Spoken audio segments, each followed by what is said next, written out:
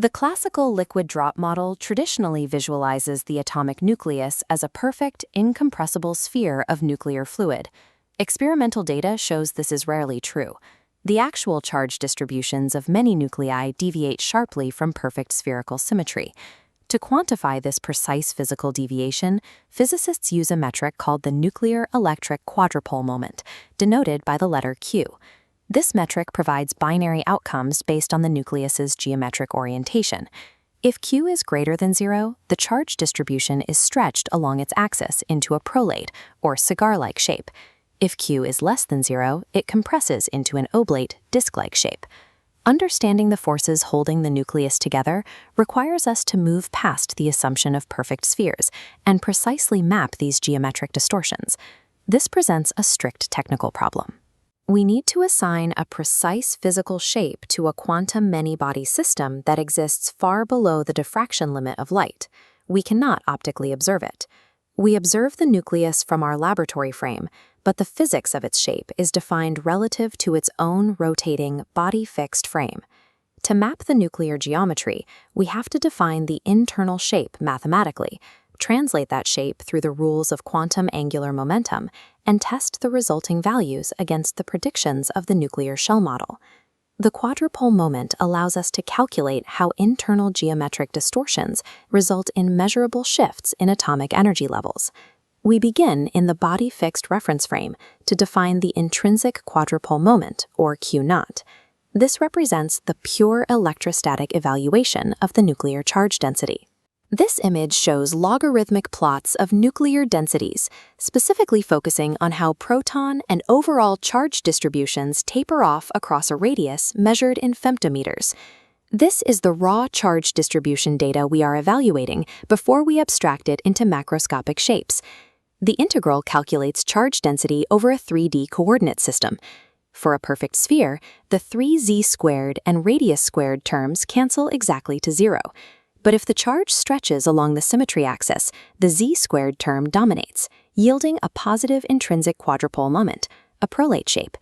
Because this integral calculates an effective area of charge distribution, Q is measured in units of area called barns, equivalent to 10 to the negative 28th square meters, or electron barns. Q0 gives us the physical reality of the nucleon arrangement, but because it exists in a reference frame attached to the spinning nucleus itself, it remains strictly inaccessible to human observers.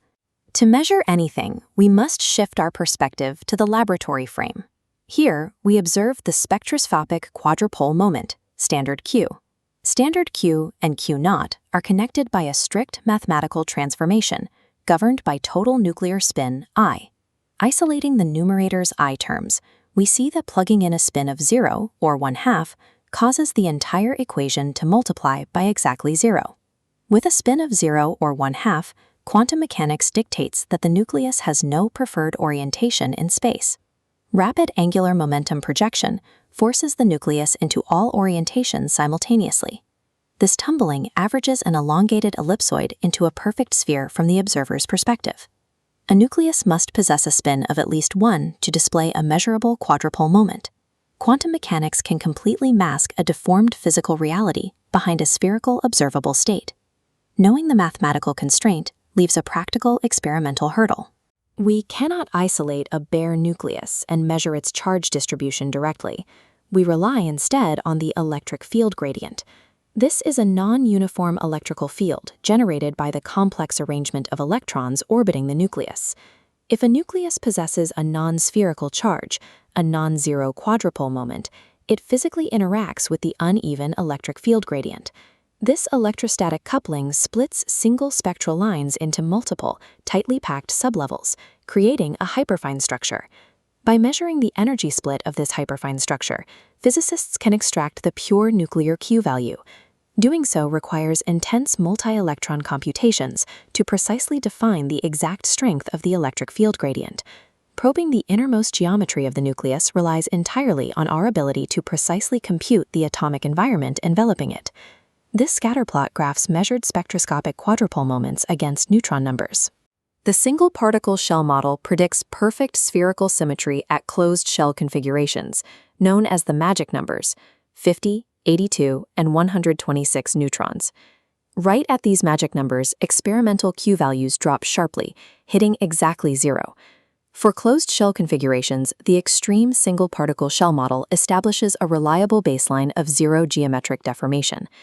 The model fractures in mid-shell regions between magic numbers, specifically at odd nuclei with a single valence nucleon orbiting outside the closed shell.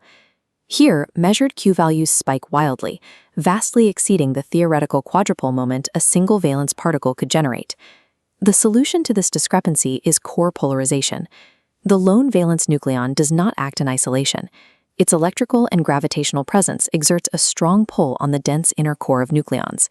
This interaction distorts the previously spherical core, stretching or compressing it into a prolate or oblate shape. This collective movement magnifies the entire nucleus's deformation. To align math with reality, physicists assign the valence nucleon an artificially inflated effective charge that accounts for the core's induced movement. The quadrupole moment reveals a dynamic system where nucleons collectively determine the entire nucleus's geometry.